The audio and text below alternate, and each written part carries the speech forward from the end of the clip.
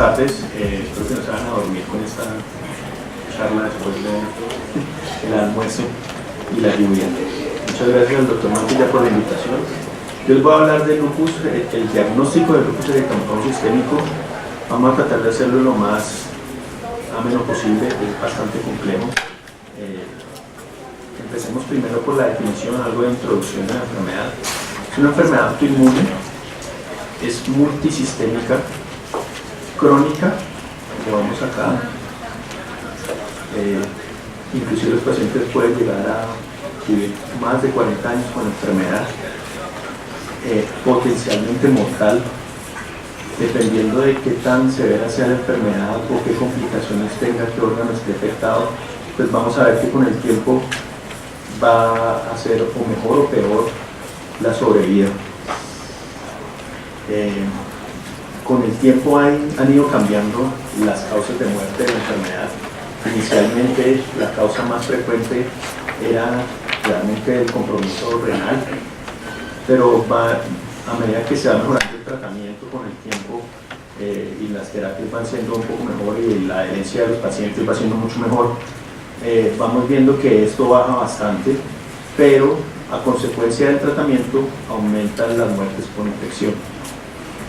Afecta principalmente mujeres entre la pubertad y la menopausia y digamos que en general los defectos en múltiples partes de la cascada inmunitaria confieren a que la enfermedad sea muy heterogénea y de ahí que tenga mucho compromiso, o sea, que tenga compromiso en múltiples órganos. Se ha hablado de que su aparición depende de factores genéticos, y aquí tenemos una serie de genes que se han estudiado y se han encontrado, ya sea la presencia de algunos de estos genes o polimorfismos en estos genes, pues vamos a ver que la fisiopatología de la enfermedad pues va a ser de una u otra forma. Entonces, por ejemplo, la disfunción del sistema inmunitario adaptativo, se ha encontrado estos polimorfismos en estos genes, o activación del sistema inmune innato, alteraciones en estos genes, o disponibilidad de antígenos propios, la alteración en estos genes. También hay factores ambientales que desencadenan la enfermedad. Uno de los que se sabe bastante es los rayos ultravioleta, también el cigarrillo, las infecciones, específicamente el Epstein-Barr, y se sabe también que ciertos medicamentos pueden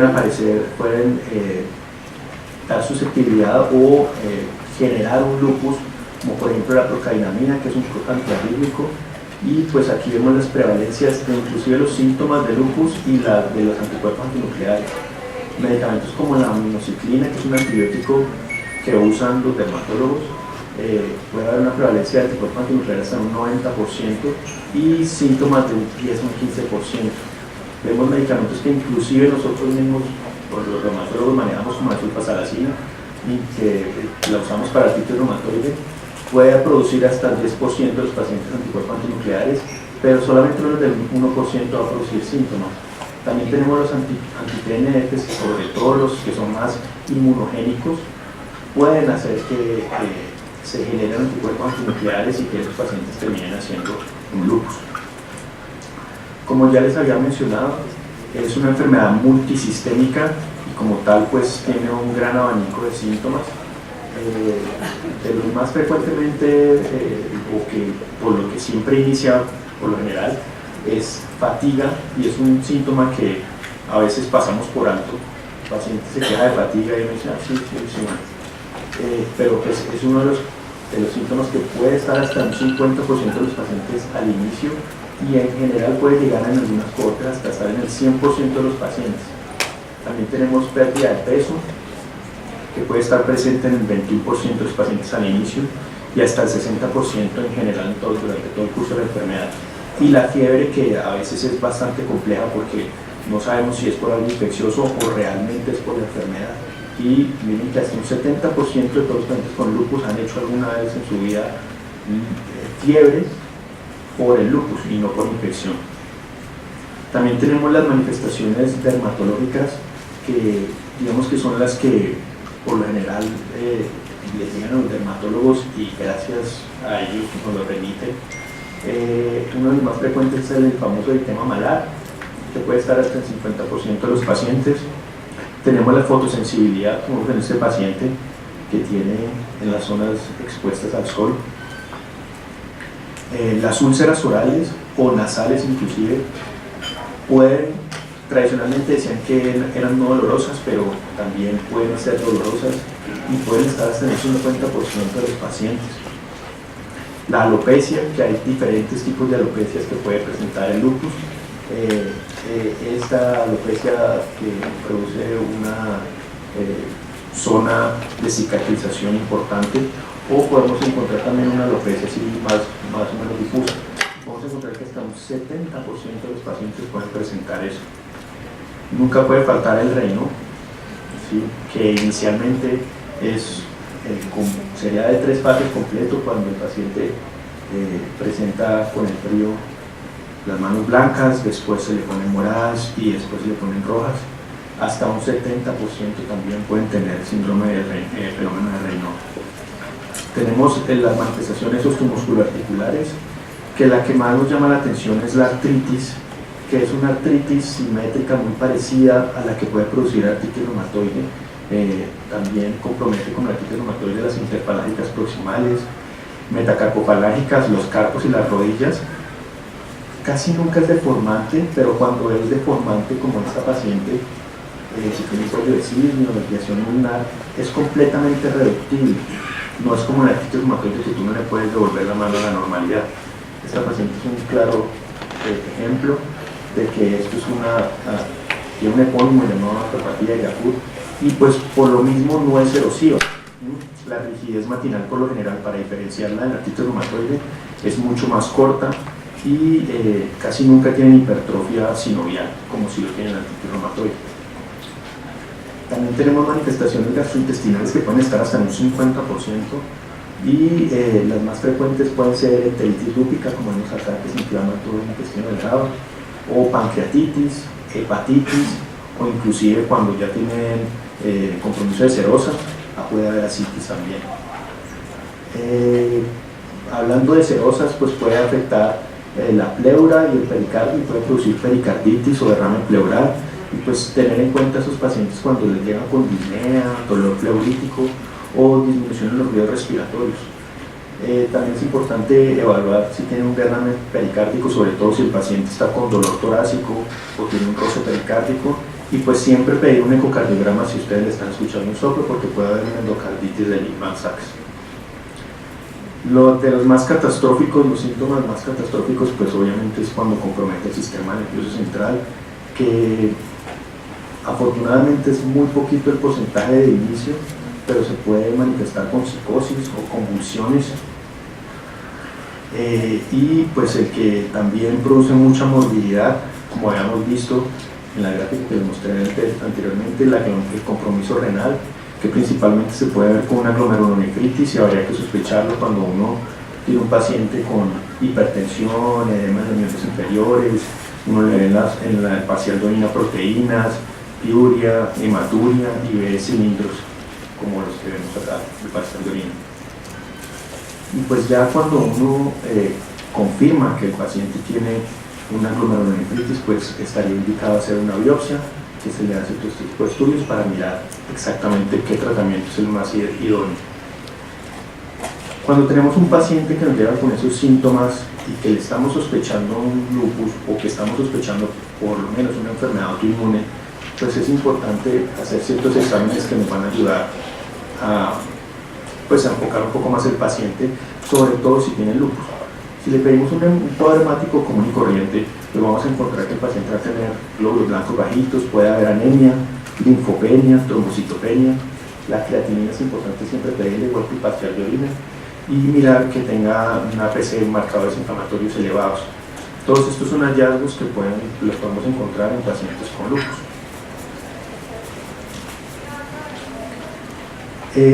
Dentro de los otros exámenes que sirven o ayudan mucho para el diagnóstico son los biomarcadores. Los biomarcadores, sobre todo los exámenes que pedimos para podernos enfocar si realmente esta enfermedad es un lupus o es alguna otra enfermedad autoinmune, o no es una enfermedad autoinmune como tal, pues están siempre los famosos anticuerpos antinucleares. Los anticuerpos antinucleares pues tienen una buena sensibilidad, pero una especificidad muy pobre para lupus. Y vemos que tiene un valor predictivo positivo, es decir, la probabilidad de tener la enfermedad si el resultado es positivo es bastante mala. Mientras que los otros exámenes, como por ejemplo el anti-DNA o el anti-SMIT que se pide cuando uno pide unos anticuerpos extractables completos, o tener inclusive el complemento bajo, pues son mucho más sensibles y tienen un poquito más de especificidad. Sumándole a todos los síntomas tan complejos y del gran abanico que tiene, que pueden o no presentar anticuerpos, pues además de toda la historia natural del lupus es bastante poco alentadora. Se sabe que uno debe tener una influencia genética y por lo general cuando aparecen inicialmente los anticuerpos, ese paciente a veces ni siquiera tiene síntomas, solamente es un paciente que tiene unos anticuerpos antinucleares, pero no, muchas veces, a nosotros los reumatólogos nos llegan pacientes que llegan al dermatólogo porque se les está cayendo el pelo y el dermatólogo les pide unos anticuerpos antinucleares y salen positivos y no lo mandan. Ese puede ser el primer síntoma y es un paciente que entre comillas es preclínico. Después empiezan a aparecer manifestaciones que no son tan específicas, por ejemplo fiebre o la famosa fatiga, pero no son los típicos síntomas del libro, pues de lupus. En ese momento uno podría clasificar al paciente como un paciente que tiene una enfermedad del periodo conectivo no diferenciado. A medida que va pasando el tiempo, pues empiezan a aparecer algunas manifestaciones específicas, como por ejemplo un rash malar, y entonces ahí tiene algunos síntomas, tiene algunos anticuerpos, pero no es el cuadro típico de un lupus, y pues uno, entre comillas, lo podría catalogar como un lupus incompleto. Y ya pues a medida que va pasando el tiempo van apareciendo más síntomas mucho más específicos, como compromiso ya de órganos específicos como el riñón, y pues ya ese paciente obviamente es mucho más fácil diagnosticarlo. Entonces esto es para mostrarles que el espectro de los síntomas y de la historia natural de la enfermedad pues es bastante compleja, y por eso hace que este diagnóstico de esta enfermedad sea complicado. Es por eso que en algún momento, tratando de homogeneizar todos estos pacientes y tratar de encasillarlos de una sola forma, sobre todo para poder estudiarlo en investigaciones clínicas, pues inventaron unos criterios para poder clasificar a los pacientes en un grupo específico y que tuvieran las características más o menos similares. Y ahí fue cuando salieron los criterios que inicialmente salieron en 1982 el American College of Rheumatology, y que después en el 97 los actualizaron, y que es lo que la mayoría de las personas se acuerda que son los que la mayoría de las personas usan, que es si el paciente tiene un eritema malar, una fotosensibilidad, lupus discoide, úlceras orales o artritis, serositis, si hay compromiso renal, compromiso neurológico, compromiso hematológico, anticuerpos antinucleares positivos o un desorden inmunológico, ya sea por anti-DNA o presencia de anti-SMIT o las anticarfilipinas. Pues si tú tienes cualquiera de estos criterios, pues ya tú lo podrías clasificar como un lupus. Tenía una muy buena especificidad, pero se castigaba un poco la sensibilidad. Entonces por eso los expertos en lupus decían, no, esto no es suficiente, tenemos que mejorar un poquito más la sensibilidad. Entonces incluyeron más cosas mucho más específicas. Entonces en el 2012 se reunieron un grupo de reumatólogos especialistas en lupus y crearon estos criterios que son más o menos parecidos, en donde si tú tienes al menos 4 de estos 17, que uno sea clínico y que alguno sea inmunológico, o si ya te sale una biopsia renal con compromiso por lupus, pues ya tienes el diagnóstico. Esto lo que hizo fue mejorar la especificidad en comparación con mejorar la sensibilidad, perdón, pero se castigó un poquito la especificidad. Aquí pues con estos criterios ya se utilizan muchas más cosas, como por ejemplo el CUMS directo, tener el CUMS para la presencia de anemia hemolítica, o cada uno por separado de estos anticuerpos que antes estaban englobados en un solo ítem, ya los separan en cada uno como para dar un poquito más de ampliar el rango de los pacientes que puedan entrar. También la presencia de los compromisos cutáneos le dieron mucho más importancia al compromiso cutáneo, específicamente el lupus discoide, el lupus cutáneo crónico, cosas que antes, si ustedes ven en los criterios anteriores, pues no se tenía como tan en cuenta. Esto pues lo que hizo fue lo que les digo, aumentar un poquito la sensibilidad a expensas de la especificidad. Con esto pues han tratado de sacar algoritmos de diagnóstico, ¿sí? Porque pues esto obviamente son criterios de clasificación, no son criterios de diagnóstico. Entonces pues con ayuda de estos criterios pues uno se puede hacer más o menos una idea de si el paciente tiene o no tiene un lupus, pero como vimos en la diapositiva que yo les mostraba, acá hay pacientes que no tienen todas las manifestaciones o no tienen todos los anticuerpos y pues es un rango muy amplio. Entonces pues no todos van a entrar dentro de estos criterios, algunos van a tener 3 solamente. Entonces con eso han tratado muchos autores de sacar un esquema mental para poder tratar de diagnosticar a esos pacientes a tiempo y poderlos tratar a tiempo. Entonces, si uno tiene un paciente con una sospecha de lupus y uno ya excluyó otros diagnósticos alternativos dependiendo de los síntomas que esté presentando el paciente, pues estos autores consideran que uno debe mirar los criterios del ACR del 97 o del 2012. Si cumple los criterios, pues obviamente el paciente tiene lupus, pero la cosa se complica es cuando no cumple todos los criterios. Entonces, cuando no cumple todos los criterios, pues entonces ellos sugieren que uno evalúe estas manifestaciones de órganos mayores o de órganos menores. Dentro de los órganos mayores pues están el sistema nervioso central, el compromiso renal, compromiso hematológico, pulmonar, cardíaco y gastrointestinal. Y dentro de los órganos menores pues está toda la parte cutánea y la parte articular, la parte de compromiso de las serosas, fenómeno de Raynaud y la fiebre, que es algo un poco más inespecífico. Y dentro de esto también mire qué anticuerpos tiene positivos. Si el paciente tiene al menos un criterio de estos de acá, por ejemplo, según los criterios de SLIP, que tenga de compromiso renal, tenga por ejemplo proteinuria o tenga cilindros, ¿sí? Y que tenga compromiso de órganos menores, o sea, que tenga una fotosensibilidad.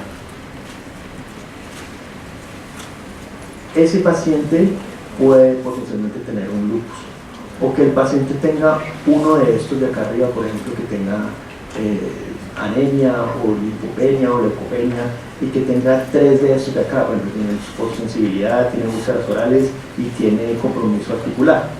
Ese paciente puede tener un lupus. O si tiene, por ejemplo, uno de estos solamente y uno de estos solamente, pues trate de buscarle otras causas de enfermedad del tejido conectivo o clasifíquela como una enfermedad del tejido conectivo que toca estarla vigilando y potencialmente puede llegar a ser un lupus o puede coger otro camino y llegar a ser un Sjögren o un artritis reumatoide. O también si tiene un criterio de lista de órganos mayores más 2 criterios de los menores o 3 de los menores más un desorden inmunológico, tú lo puedes clasificar como un posible lupus. Ya con digamos, con este esquema mental tú ya te puedes hacer una idea más o menos de si el paciente tiene o no tiene lupus, sin necesidad de estar cumpliendo todos los criterios, ya sea de la CR 97 o del 2012. Como todo, pues siempre hay espacio para mejorar y pues los que tienen las grandes cohortes del lupus, para ellos esta sensibilidad y especificidad no era suficiente. Ellos querían mejorar porque se sabe que si se trata al paciente y se diagnostica temprano, pues la evolución va a ser mucho mejor. Entonces por eso que se volvieron y se reunieron otra vez y empezaron a jugar, digamos que con las variables para ver cuál era el grupo de manifestaciones y de exámenes y de hallazgos que nos hacían mejorar mucho más la especificidad y la sensibilidad. Y esto pues ni siquiera está publicado, esto fue presentado en un póster en el Congreso Americano de Reumatología el año pasado. Y estos son los criterios. Ellos consideraron que uno debe buscar 3 dominios: dominios clínicos, dominios inmunológicos, y de esos 2 dominios, pues cada uno de los dominios clínicos, pues hay uno que es constitucional, y lo que se hicieron acá es darle puntaje dependiendo de la asociación que tiene cada una de estas manifestaciones con la potencial posibilidad diagnóstica que tiene para un lupus final.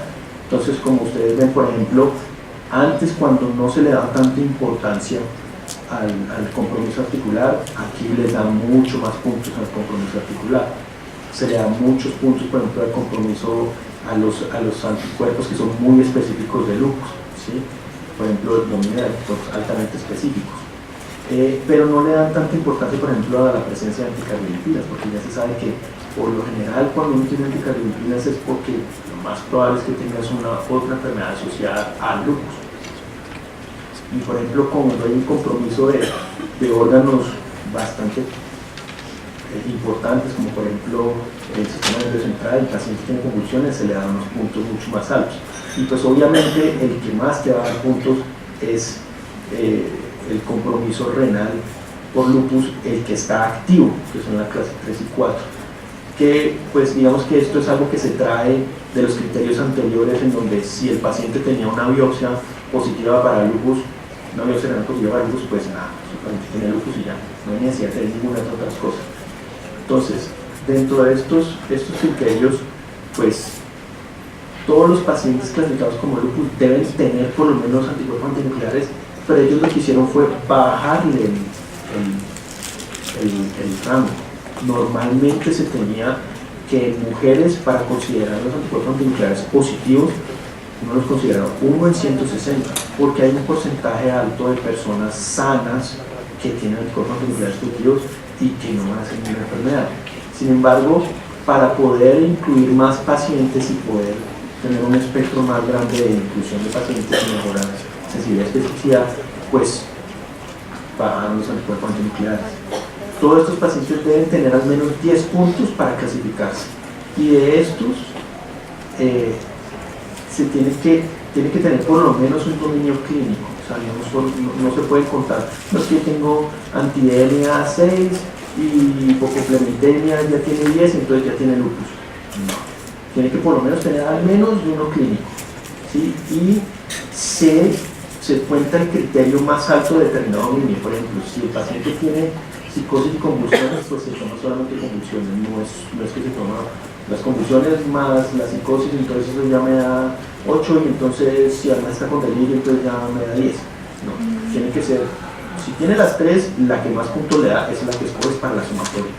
Y pues esto lo que hizo fue aumentar no solamente la sensibilidad, sino también la especificidad, que pues en esta cohorte de estos pacientes, de estos reumatólogos, pues es unos criterios bastante buenos para poder hacer un diagnóstico. Entonces, vemos que esta es una de las herramientas más interesantes que tenemos en este momento, que logra que muchos pacientes queden bien clasificados y que no estemos haciendo falsos positivos o dejando pacientes por fuera del diagnóstico. Y si tenemos en cuenta esto, más esta forma de enfocar al paciente, pues probablemente vamos a llegar a diagnosticar muy bien a los pacientes con lupus y así poderlos tratar o remitirlos rápido. Muchas gracias.